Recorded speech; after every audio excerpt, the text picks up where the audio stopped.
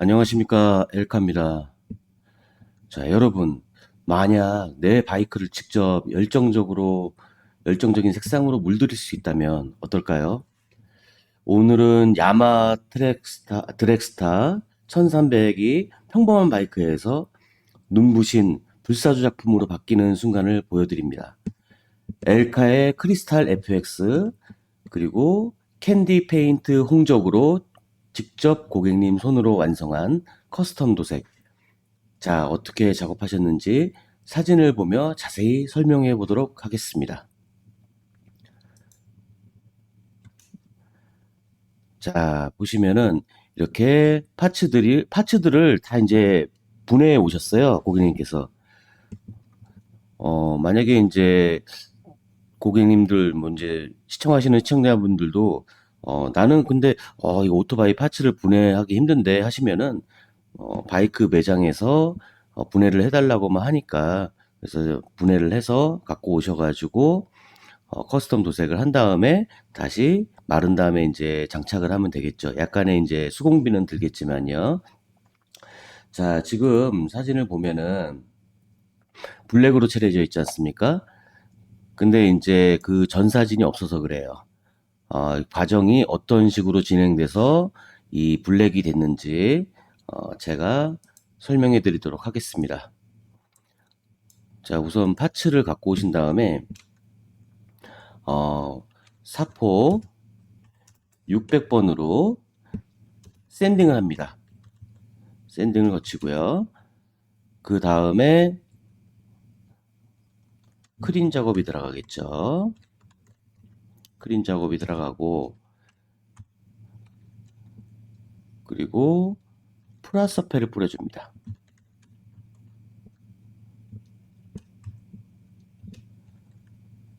그 다음에 전체적으로 이제 엘카 그 수세미 사포가 있어요.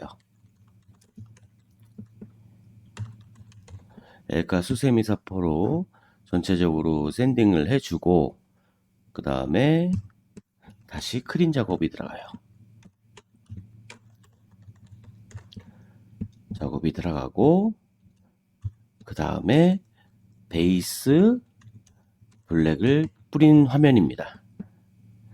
자, 보면은 엘카 수세미 사포가 뭐냐면은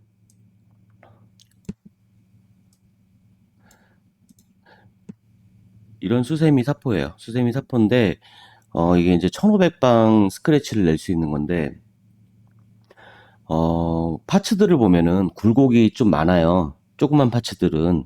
그러기 때문에 일반 종이 사포로 샌딩을 하게 되면은 좀 힘들어요. 그래서 이제 유연성이 있는 이 수세미 사포를 활용하시는 게 커스텀 작업할 때는 상당히 좋습니다. 편하고요. 그리고 아까 보면은 베이스 블랙이 이제 이 제품인 거고요. 이 제품이 베이스 블랙인 거고, 그 다음에 이제 여기서 사용할 거는 캔디 베이스 실버를 사용하셨을 거고요. 근데 이제 옆에 보면은 캔디용 섀도우 크롬이라고 있잖아요. 이거는 이제 이 베이스 실버와 어떻게 다르냐면은 캔디 섀도우 크롬은 이제 거울 효과라고 하죠. 미러. 반 미러 효과가 나요. 완전한 미러까지는 아니고 반 미러 효과가 나고, 베이스 실버는 좀 약간 불투명한 실버 효과가 나는 거죠. 근데 이제 섀도우 크롬을 사용해서 그 다음에 캔디 작업을 하면은 약간 어두운 분위기가 나면서 약간 고급적인 분위기가 좀 더 많이 살아나요. 그래서 이제 나중에 여유가 되시면 섀도우 크롬으로도 하시는 걸 권장드립니다. 근데 이제 금액대가 좀 있으니까 처음엔 베이스 실버로 하시고 나중에 이제 어, 자신 있다 하실 때 섀도우 크롬으로 하시는 것도 나쁘지 않을 것 같습니다. 자, 그래가지고 베이스 블랙을 뿌린 화면입니다. 자, 그리고 아까 보셨듯이 이제 베이스 블랙을 뿌린 후에 그 다음에 실버 작업을 했어요. 이제 베이스 블랙 뿌린 다음에 또 크린 작업하고 실버 해야 되는 거 아니냐 하지만, 여기 이제 보시면은 샌딩을 한 다음에 크린 작업이 들어가죠. 샌딩을 한 다음에 크린 작업이 들어가고, 그 다음에 수세미 사포로 또 샌딩을 한 다음에 크린 작업이 들어가고, 그러니까 샌딩을 한 다음에 뿌리기 전에는 크린 작업이 들어간다고 생각하시면 좀 편할 거예요. 크린 작업은. 그래서 이제 실버를 뿌리고 그 다음에 FX를 이제 분무기에 넣어서 액상으로 되어 있거든요. 이건 수성입니다. 수성이기 때문에 분무기에 넣어서 골고루 듬뿍 뿌려주시거나 아니면은 붓에 묻혀가지고 골고루 발라주시거나 그래서 골고루 좀 발라줘야 돼요. 그러면은 이런 식으로 이렇게 막 쫙쫙쫙쫙 가 있죠. 이런 식으로 결정이 생기게 돼요. 지금 보면은 이제 크리스탈 그 특성이 점 하나를 두고 이렇게 뻗어나가는 결정이 이제 그런 습성이 있어요. 그래서 이제 골고루 하면은 이렇게 결정이 나오게 됩니다. 근데 이제 주의할 점이 있는데 뭐냐면은 크리스탈 FX 작업을 할 때 주의할 점이 있습니다. 뭐냐면은 첫 번째 온도예요.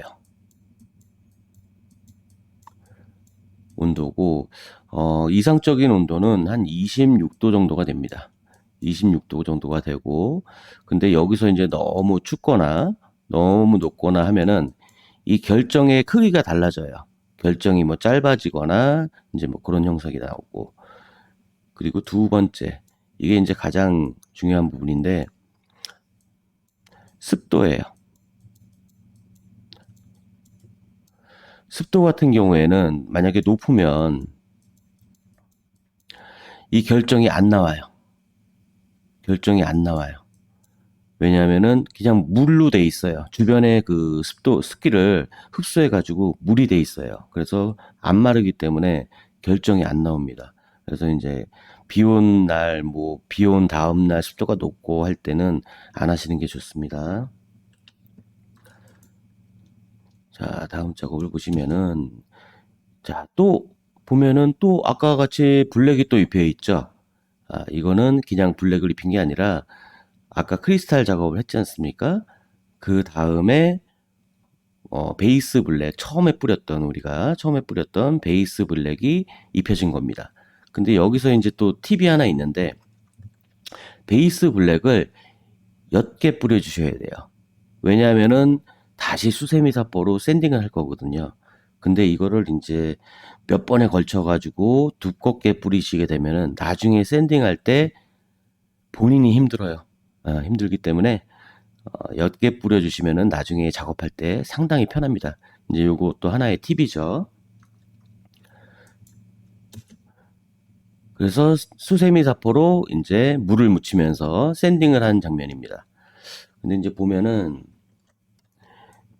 요런 부위가 좀 많이 잘 안 돼 있죠. 그죠? 이거는 이제 많이 크리스탈 FX가 제대로 많이 묻지 않거나 아니면은 베이스 블랙을 또 너무 진하게 뿌려가지고 샌딩이 잘 안 되는 거예요. 그렇기 때문에 크리스탈 FX 듬뿍 발라주는 게 첫 번째고 크리스탈 FX 첫 번째 듬뿍 발라주는 거 두 번째는 베이스 블랙을 뿌릴 때 옅게 뿌려라. 이게 이제 키포인트가 되겠죠. 자, 이런 식으로 샌딩을 하게 됩니다. 요 이제 샌딩 작업이 제일 시간이 오래 걸리지 뭐 다른 작업은 뿌리는 거는 그렇게 오래 걸리지 않습니다. 자, 이거 같은 경우에 이제 엘카 캔디 홍적을 뿌린 사진입니다. 캔디 홍적을 뿌리고 지금 광이 나는 거 보니까 투명까지도 뿌린 것 같은데요. 캔디 홍적만 뿌렸을 때는 무광입니다. 무광. 그리고 이제 자세히 보시면은 요 부위 보면은 아까 샌딩을 해가지고 이제 바탕에 있는 실버가 드러났을 거 아닙니까? 그 이제 실버 위에 캔디 효과가 나는 거예요. 블랙 위에는 캔디 효과가 안 나요.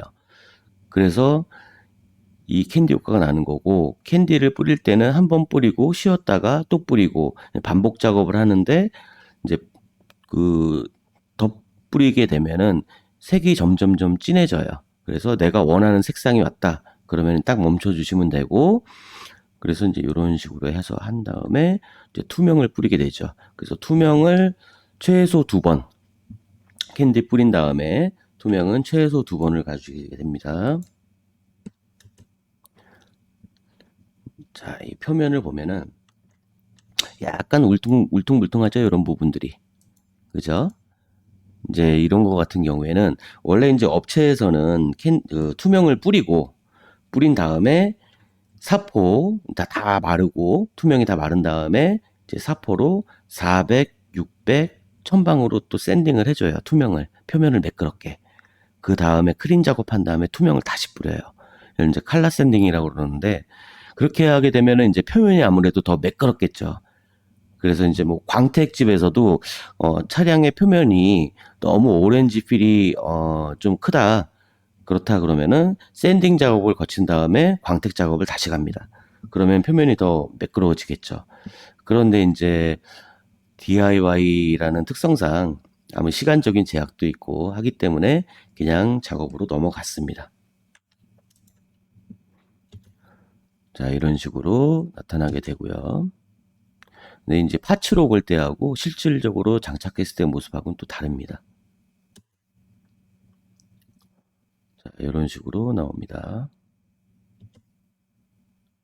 이 샌딩을 아까 이제 크리스탈 FX하고 베이스 블랙 뿌린 다음에 샌딩을 해주실 때 너무 힘주면은 다 벗겨지니까 안 되고, 그래서 골고루 적당한 힘을 주면서 샌딩을 해야 나중에 이제 완성된 퀄리티가 높아지겠죠.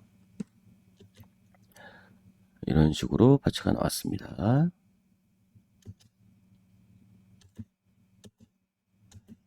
자, 이거는 오토바이에 장착한 후에 저희 엘카에 이제 사진을 다시 핸드폰으로 보내주신 사진입니다. 보시면은 파츠로 봤을 때하고는 또 다르죠, 그죠? 이런 식으로 드랙스타 1300 오토바이에 파츠를 장착한 다음에 보내주신 사진입니다. 뒤에서 본 모습이고요. 자, 옆에서 또 본 모습이고, 뒤에 대각선에서 옆에서 본 모습이고요. 자, 만약에 이제 이런 FX를 활용한 커스텀 도장을, 캔디 도장을 했다면은, 업체에 만약에 의뢰를 해서 맡긴다면, 이 드랙스타 같은 경우에는 파츠가 많잖아요. 그러면은, 못해도 한 200 이상은 되지 않을까요? 근데 200도 너무 싸고, 한 3, 400 정도 달라고 그럴 것 같은데, 업체에서는.